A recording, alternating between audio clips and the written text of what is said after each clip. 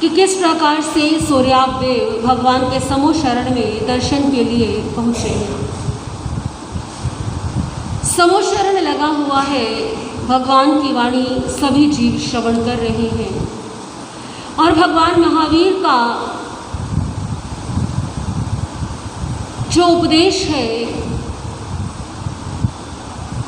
कारण बता रहे हैं प्रभु महावीर कि 4 गतियों में जीव किन किन कारणों से जाता है। आपने नरक गति और मनुष्य गति में जाने के कारण सुने। स्पष्ट है कि जो व्यक्ति हिंसा करता है, जो व्यक्ति पाप करता है, जिस व्यक्ति के जीवन में हिंसा की प्रचुरता है, महाहिंसा जो करता है, बहुत अधिक हिंसक, बहुत अधिक परिग्रही, आसक्ति भाव वाला, ऐसा जीव नरक गति में जाने का अपना मार्ग चुनता है। जो व्यक्ति प्रकृति से भद्र है, सरल है, जिस व्यक्ति में छल कपट नहीं है, सरलता है, विनीतता है, भद्रता है, ऐसा व्यक्ति मनुष्य गति का बंद करता है। तिर्यंच गति यानी कि जितने भी पशु पक्षी हैं, तिर्यंच गति में जाने के क्या कारण है? तिर्यंच गति में जाने के कारण मायाचार करना। मायाचार किसको कहते हैं? मायाचार का अर्थ है कि कोई व्यक्ति अपने द्वारा बोले गए झूठ को या अपने द्वारा किए गए पाप को ढकने का प्रयास करता है, उसे कहते हैं माया, मायाचार। माया क्या है? आपने सुना होगा अनेकों बार, साधु साध्वी जी या ज्ञानी जन कहते हैं माया महाठगनी। माया जो है उसको कोई भी नहीं जान सकता। तो क्या है ये माया? क्या है मायाचार? माया का अर्थ है जो सत्य नहीं है उसको दिखाना, ये माया। कोई ऐसा दृश्य दिखाना, कोई ऐसी बात को समझाना जो वास्तव में है ही नहीं। मान लीजिए एक व्यक्ति ने झूठ बोला, अक्सर लोग झूठ बोलते हैं, असत्य भाषण हो गया। ये भी तिर्यंच गति में जाने का एक कारण है कि व्यक्ति असत्य भाषण करता है, झूठी गवाही देता है। मान लीजिए एक व्यक्ति है और वो निर्दोष है, परंतु उसके खिलाफ 10 व्यक्ति खड़े होकर के झूठी गवाही दे रहे हैं। हुआ नहीं है कभी ऐसा, कभी देखा नहीं अपनी आंखों से, परंतु फिर भी सामने वाले के लिए क्या कर दिया? असत्य भाषण कर दिया, झूठ बोल दिया कि हाँ ये इसने किया है, हमने इसको करते हुए देखा। व्यक्ति लालच के कारण झूठ बोल देता है, झूठी गवाही दे देता है। व्यक्ति स्वार्थ के कारण भी झूठी गवाही दे देता है। कई बार किसी से भयभीत होकर के भी झूठी गवाही दे देता है। कई बार आपसी संबंधों को बचाने के लिए व्यक्ति झूठी गवाही दे देता है। एक उस व्यक्ति के झूठ बोलने से दूसरे व्यक्ति के जीवन पर कितना नकारात्मक प्रभाव पड़ता है, व्यक्ति कल्पना भी नहीं कर सकता। जो गवाही दे रहा है, चाहे वो कोर्ट में दे, चाहे वो एक सभा में दे, परंतु जिसने झूठी गवाही दी उसने अपने महान कर्मों का बंध कर दिया। तो एक तो हो गया झूठ बोलना कि व्यक्ति ने झूठ बोल दिया, चाहे झूठी गवाही दी, या स्वयं को बचाने के लिए मान लीजिए किसी व्यक्ति ने चोरी की।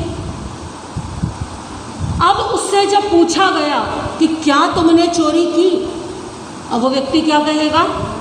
मैंने चोरी नहीं की। ये तो हो गया असत्य भाषण, झूठ बोलना। ये भी तिर्यंच गति के बंध का एक कारण है। परंतु मायाचार क्या है? अब इस झूठ को सत्य सिद्ध करने के लिए, इस झूठ को सही साबित करने के लिए किसी ना किसी कपट का सहारा लेना पड़ेगा।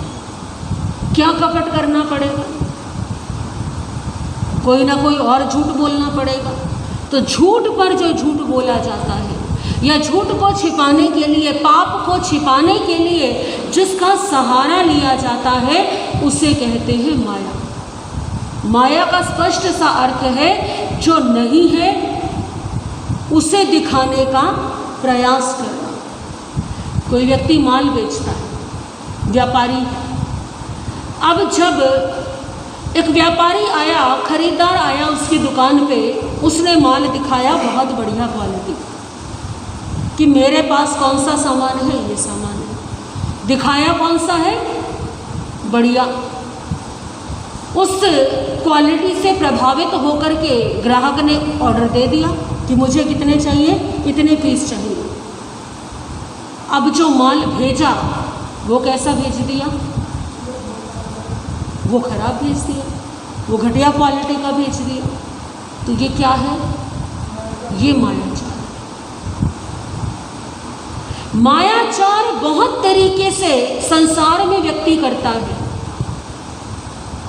एक सास ने विवाह में बहू के लिए सबको आभूषण दिखाए, आभूषण है सोने के, हीरे लगे हुए, सबको दिखा दिया कि मैंने अपनी बहू को क्या दिया है, बहुत बढ़िया जो है गहने दिए। अब सब ने देख लिया तो सास ने क्या किया, वो सारे गहने उठा के रख दिए और बहू को कैसे गहने पकड़ा दिए, जो आर्टिफिशियल है वो पकड़ा दिए। अब बहू को तो क्या लगता है ये कैसे हैं, असली है, लेकिन वास्तविकता में क्या किया है, यहाँ पे कपट किया गया है, छल किया गया है। तो ये क्या है, ये मायाचार है। व्यक्ति अपने दैनिक कार्यों में न जाने किन किन व्यर्थ की बातों में मायाचार कर जाता है और ये मायाचार तिर्यंच गति के बंध का कारण बन जाता है। अक्सर कई बार लोग पूछते हैं, महाराज श्री जी हम देखते हैं एक मनुष्य है, एक व्यक्ति है जिसे मनुष्य का जन्म मिला, वो व्यक्ति मजदूरी करता है, दिन रात जो है मेहनत करता है और बड़ी मुश्किल से घर का गुजारा चलता है। और दूसरी ओर हम देखते हैं कोई कुत्ता है, बिल्ली है या कोई पशु है, उसे किसी बहुत समृद्ध व्यक्ति ने गोद ले लिया और अब वो उसकी ज़िंदगी कैसे बीत रही है, वो एसी में सोता है। घर वाले एसी में सोए ना सोए, वो किस में सोएगा, एसी में सोएगा। उसको खाने के लिए कैसा मिलेगा, स्पेशल उसके लिए जो है बाज़ार से खाना आएगा। हमने प्रत्यक्ष में देखा, एक व्यक्ति ने अपने घर में एक श्वान पाला हुआ था, कुत्ता पाला हुआ था। वो छोटा सा जो श्वान था वो तब तक रोटी नहीं खाता था जब तक मालिक हाथ में रोटी ना रखे, रोटी को वो हाथ में रखे, उसके ऊपर थोड़ा सा देसी घी लगाए, फिर एक टुकड़ा तोड़ करके अपने हाथ से जब तक वो ना खिलाए तब तक वो श्वान खाना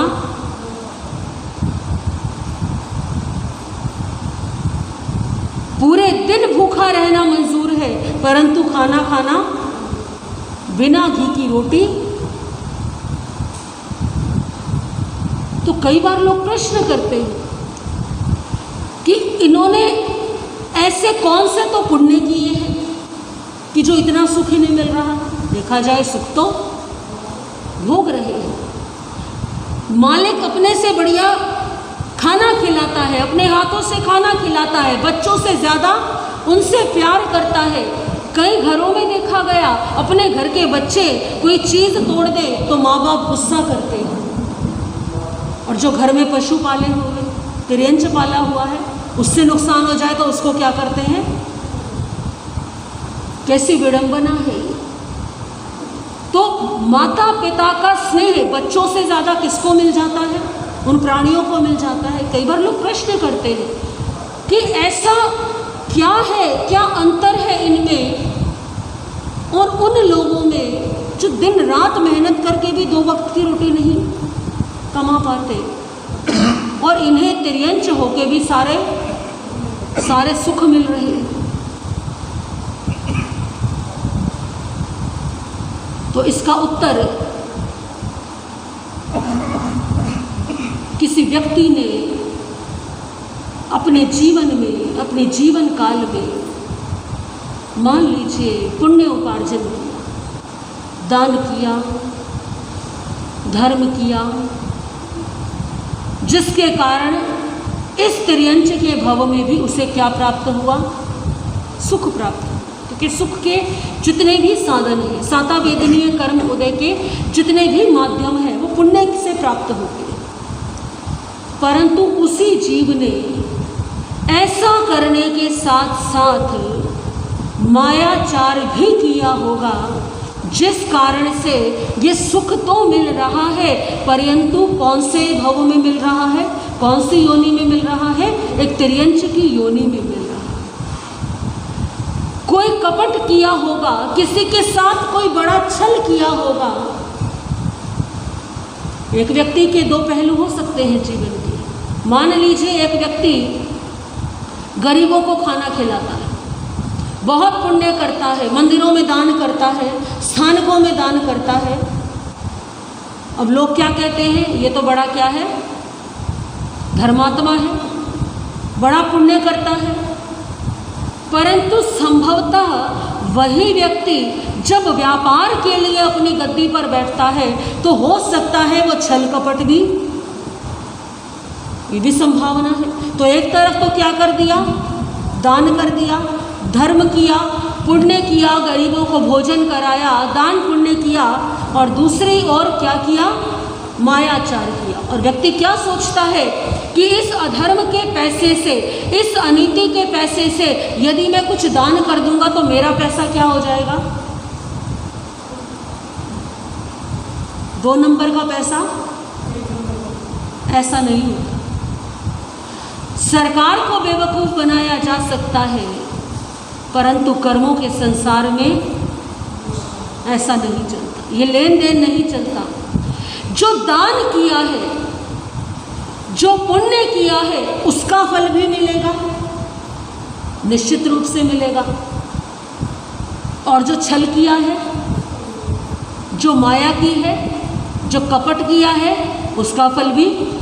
तो जितने भी ये जो देखते हैं ना आप, श्वान है, कुत्ते बिल्ली, जो बड़े बड़े घरों में एसी की गाड़ियों में रहते हैं, उनको देख कर के समझ जाइए कि पिछले जन्म में इन्होंने दान भी किया है, परंतु उसके साथ साथ क्या किया है?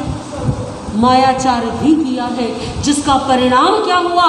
सुख, साधन, ऐश्वर्य सब कुछ मिला, परंतु क्या बिगड़ गई? गति बिगड़ गई। क्या बन गए? तिर्यंच बन गए। और आप बताइए, अपनी बुद्धि से, अपने विवेक से उत्तर दीजिएगा, क्या किसी जीव का तिर्यंच गति में रह कर के सुख भोगना अच्छा है या मनुष्य गति में रह कर के 2 वक्त की रोटी खाना?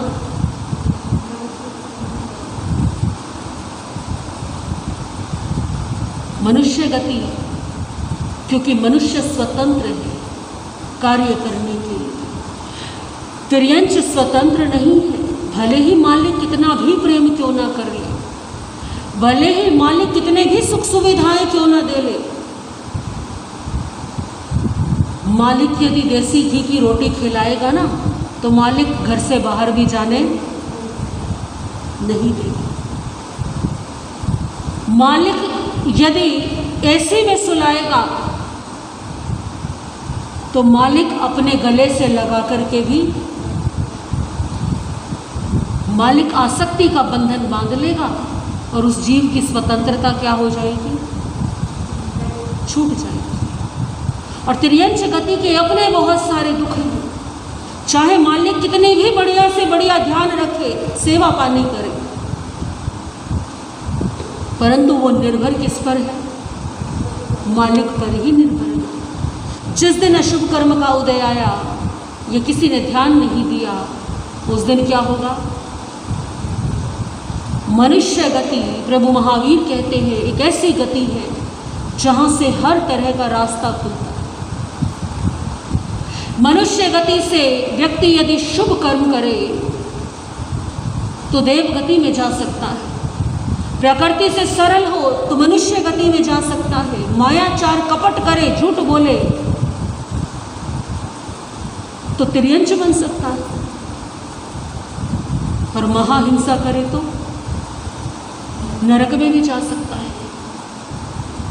और यदि उत्कृष्ट धर्म का पालन करे,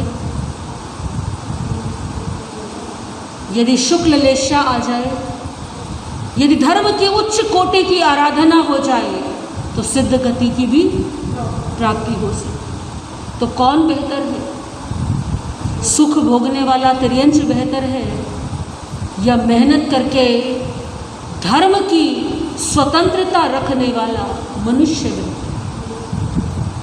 और इसी कारण से कहा गया कि मानव का जीवन जो है ना वो बड़े बड़े पुण्यों से मिलता है। तो तिर्यंच गति में मायाचार करता है तो जाता है, असत्य भाषण, झूठी गवाही देना, झूठ बोलना, उत्कंचनता यानी कि खुशामद करना, धूर्तता करना, किसी व्यक्ति के साथ धूर्तता करना। धूर्तता कैसे की जाती है? किसी को ठगना। पहले भी ऐसे लोग होते थे जो किसी को ठगते थे और आज भी, बस तरीके बदल गए। पहले व्यक्ति ठगता था सामने से, अब तो ठगने के लिए सामने आने की भी ज़रूरत नहीं। नंदी सूत्र में एक उदाहरण आता है बड़ा सुंदर, और ये बताता है कि ठग कैसे होते हैं, कितने चतुर होते हैं। कि एक व्यक्ति बड़ा भोला था, किसान था, और किसान अक्सर जो है बड़े सीधे साधे होते हैं, क्योंकि अपना पूरा जीवन वो मेहनत करते हैं, पुरुषार्थ करते हैं, खेतों में मेहनत करते हैं, फसल उगाते हैं और समय आने पर उसको बेच देते हैं। ये उनका जीवन है। सांसारिक दुनिया से बहुत ज़्यादा उन्हें मतलब नहीं होता। तो एक भोला किसान था, उसने अपने खेत में ककड़ियाँ उगाई। ककड़ियाँ उगाई, समय आने पर उन ककड़ियों को लेकर के वो बाज़ार जाने लगा। अब पहले के समय में जो बैलगाड़ी होती थी, आज भी यदि गांव में चले जाओ तो सामान ढोने के लिए, फसल ढोने के लिए मुख्यतः खेतों में बैलगाड़ियाँ ही प्रयोग की जाती हैं। तो बैलगाड़ी में उसने ककड़ी भरी और शहर की ओर चल पड़ा, बाजार की ओर चल पड़ा। जा रहा था बाजार की ओर, बाजार में पहुंचा, बैठ गया ग्राहक के इंतजार में। एक ठग उधर से गुजरा। किसी के माथे पर लिखा नहीं होता कि वो व्यक्ति ठग है या शरीफ है, सज्जन है। तो वहां से निकला। अब ठग तो ठग है, देखा उसने, देहात का लगता है, किसान है, चलो आज क्यों ना क्या करें, आज इसी के साथ आनंद लिया जाए, आज इसी को ठगा जाए। क्यों भाई, ये ककड़ी क्या दाम दी? दाम बता दिए किसान ने। अच्छा, और ये पूरी बैलगाड़ी, पूरी इसका दाम क्या है? भाई क्यों मजाक करते, पूरी गाड़ी कौन खरीदेगा, मैं ले लूँगा। क्या करोगे? मैं सारी ककड़ियाँ खाऊंगा। किसान कहता है ऐसा हो ही नहीं सकता कि एक व्यक्ति सारी ककड़ियाँ खा जाए, मैं खा सकता हूँ। किसान हंसने लगा, नहीं भाई ऐसा हो ही नहीं सकता कि एक व्यक्ति इतनी ककड़ियाँ खा जाए। अच्छा, अगर मैंने खा ली तो तुम क्या दोगे? किसान को लगा मजाक चल रहा है। ऐसा कैसे हो सकता है कि एक व्यक्ति पूरी बैलगाड़ी में भरी हुई ककड़ियों को खा जाए? बताओ तुम्हें क्या चाहिए? ठीक है, यदि मैं ये पूरी बैलगाड़ी की ककड़ियाँ खा जाऊँ तो तुम मुझे एक लड्डू देना, और ऐसा लड्डू देना जो नगर के द्वार से बाहर ना निकले। कहने का अभिप्राय क्या है कि उसका आकार इतना बड़ा। किसान ने सोचा ना तो ये ककड़ियाँ खा सकता है और ना इतना बड़ा लड्डू बन सकता। हंसी मजाक में शर्त लग गई। अब उस व्यक्ति ने क्या किया? शर्त लग गई, बात तय हो गई। अब उस व्यक्ति ने क्या किया? एक ककड़ी उठाई, एक टुकड़ा खाया और वापस रख दिया। किसान देख रहा है, भाई ये क्या कर रहा है? उस व्यक्ति ने एक एक करके सारी ककड़ी में से एक एक टुकड़ा तोड़ करके वापस रख दिया।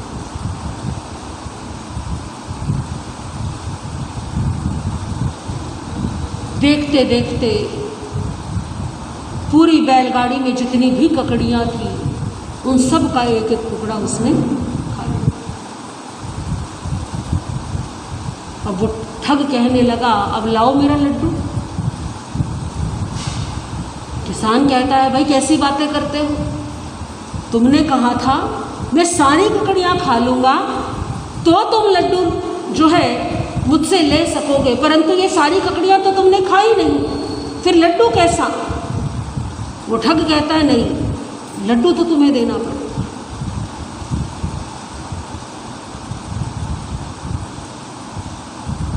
किसान कहता है, ककड़ियाँ तो यहीं रखी है। ठग कहता है, ठीक है, लोगों से पूछ लो। लोगों को इकट्ठा किया। वो ठग कहता है कि भाई अब एक काम करो, तुम अपनी ककड़ियाँ बेच करके देख लो। और वो किसान जिस भी व्यक्ति को कहे वो क्या कहे? ये ककड़ियाँ तो खाई हुई हैं, ये ककड़ियाँ तो खाई हुई हैं।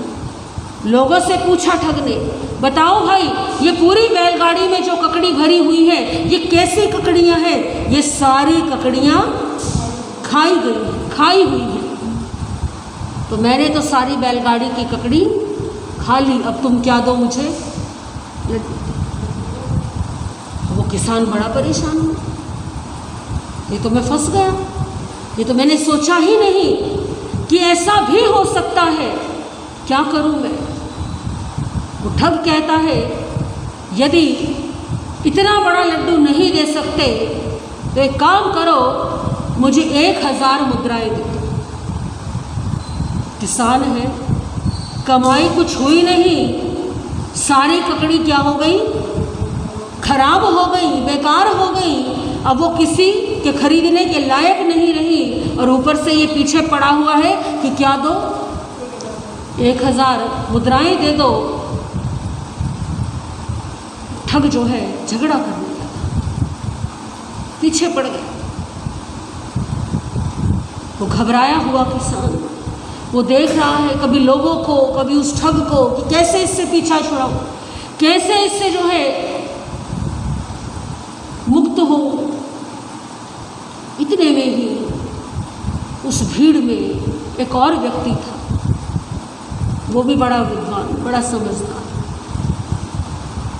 उस व्यक्ति ने आगे आकर के देखा, क्या माजरा, क्या परेशानी, क्या पता लगा। अच्छा, किसान को कहा, भाई तू चिंता ना कर, तू मेरे साथ चल, मैं तुझे लड्डू दिलवाता हूँ। भाई इतना बड़ा लड्डू मैं कहाँ से लाऊंगा? उसके पैसे कौन देगा? बनाएगा कौन? उस व्यक्ति ने कहा, तू चिंता मत कर, तू मेरे साथ चल। हलवाई की दुकान पर गया, हलवाई को बोला, भाई एक लड्डू दे।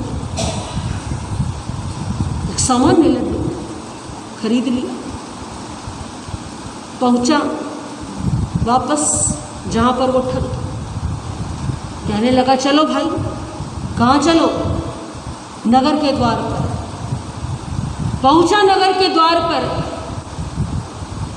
द्वार पर पहुंच करके वो लड्डू जो छोटा सा था हाथ में, उसको निकाला और उस लड्डू को निकाल के कहाँ रख दिया? दरवाजे के, नगर द्वार के बाहर की ओर। वो ठग देख रहा है। बात तो कैसे लड्डू की हुई थी? जो नगर द्वार को पार ना कर सके। भाई इतने से लड्डू से क्या होगा, बड़ा लड्डू लाना चाहिए था। दूसरा व्यक्ति कहता है रुको तो सही, तुम्हें तो ऐसा लड्डू चाहिए ना जो नगर द्वार के बाहर ना जा सके। हाँ, तो ऐसा ही लड्डू मिलेगा। और यदि ये लड्डू नगर द्वार के बाहर हो गया फिर कोई बात नहीं, फिर 1000 मुद्राएं ले लेना। तो किसान सोच रहा है कि मैं 1000 मुद्राएं दूंगा कहाँ से? उस व्यक्ति ने सबको एक और किया, खड़ा किया सबको सामने कि सब गवाही देंगे, अब सब देखेंगे ध्यान से। लड्डू को रख दिया भूमि पर। दूसरी ओर व्यक्ति स्वयं खड़ा हुआ, हाथ जोड़े, लड्डू महाराज पधारिए। कहा आइए, नगर के भीतर आ जाइए, नगर के भीतर प्रवेश कीजिए। वो लड्डू चलेगा क्या? एक बार क्या, 2 बार कहा, लड्डू महाराज हम सब आपको विनती करते हैं, आप नगर में प्रवेश कीजिए। लड्डू हिला। तो तीसरी बार फिर कहा, लड्डू महाराज कृपा कीजिए। लड्डू तो हाथ जोड़ के वो दूसरा व्यक्ति उस ठग से कहने लगा, देखो भाई ये रहा तुम्हारा वो लड्डू, इसको उठाओ और यहाँ से नहीं, ये लड्डू तो मैं नहीं दूंगा, इस लड्डू की बात नहीं हुई, क्योंकि ठग है वो, इतनी जल्दी कहाँ से मानेगा। आसपास के लोग खड़े हैं जिन्हें खड़ा किया गया था गवाही देने के लिए। भाइयों बताओ, क्या ये लड्डू नगर के भीतर आ रहा है, द्वार को पार कर रहा है? नहीं कर रहा। तो शर्त तो यही थी। और यदि ये लड्डू नहीं चाहिए तो अब 1000 मुद्राएं तुम क्या कर दो, तुम इस किसान को दे दो। नहीं नहीं, मुझे तो ये लड्डू ही स्वीकार है, मैं इस लड्डू को ही लेकर के चला जाता। पहले के समय में ऐसे ठग हुआ करते थे, लोगों को ऐसे ठगते थे, बेवकूफ़ बनाते थे। और आज के समय में कैसे बेवकूफ़ बनाते हैं? घर के अभी कुछ साल पहले तक, 10-20 साल पहले तक जो प्रचलन में था ठगी का तरीका, घर में माताएं बहनें अकेली हैं, कुछ लोग आए, कहते हैं हम गहनों की सफाई करते हैं, है ना। कुछ आए, हम इस पैसे को डबल कर देते हैं। कोई व्यक्ति आया, अचानक से आपको कहा आगे जाकर के ना बहुत लूट हो रही है।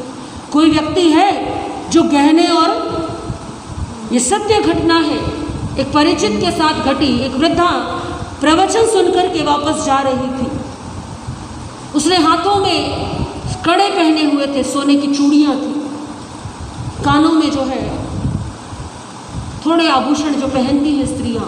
एक व्यक्ति आया, युवक, माता जी आपको पता नहीं है आजकल कितनी ठगी चल रही है, और आपने ये सोने के आभूषण पहने हुए हैं, कोई इन्हें छीन करके भाग गया तो? वृद्धा को लगा कितना अच्छा व्यक्ति है, कितना अच्छा युवक है, सज्जन है, मुझे चेतावनी दे रहा है। माता जी ये जो रोड है ना, इस रोड पर बड़ी ऐसी घटनाएं हो चुकी हैं, आप एक काम कीजिए, अपने सारे गहने उतार करके अपने बैग में रख लीजिए। ठीक है बेटा। माता जी ने गहने उतारे और किस में रख दिए? बैग में रख दिए।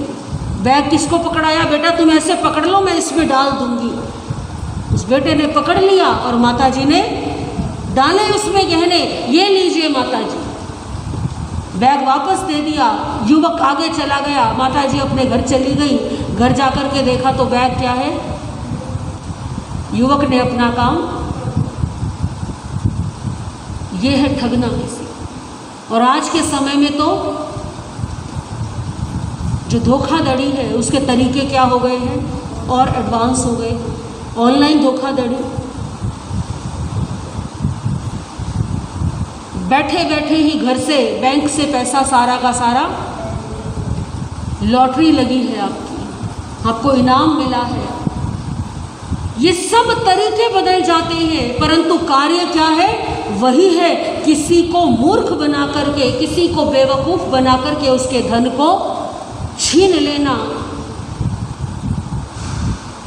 किसी को धोखा देना, ठगना, ये भी तिर्यंच गति के बंध का कारण है। और देव गति के बंध का कारण सराग संयम, यानी संयम पाला परंतु उसमें क्या आ गया, उसके साथ राग आ गया, यानी अनासक्ति भाव की उत्कृष्ट आराधना नहीं हो पाई। अकाम निर्जरा, संयम असंयम और अज्ञान तक, ये देव गति के बंध के कारण है। और क्या प्रभु महावीर ने उपदेश दिया, जीवन में महाआसक्ति नहीं आनी चाहिए, महापरिग्रह नहीं आना चाहिए, हिंसा नहीं करनी चाहिए और किसी को झूठ बोलना, ठगना, ये पतन के कारण है। क्या और प्रभु महावीर ने जीवन के कल्याण के लिए उपदेश दिया, क्या फरमाया, इसके विषय में जैसा वर्णन आएगा वैसे श्रवण करेंगे। आज की चर्चा यहीं तक।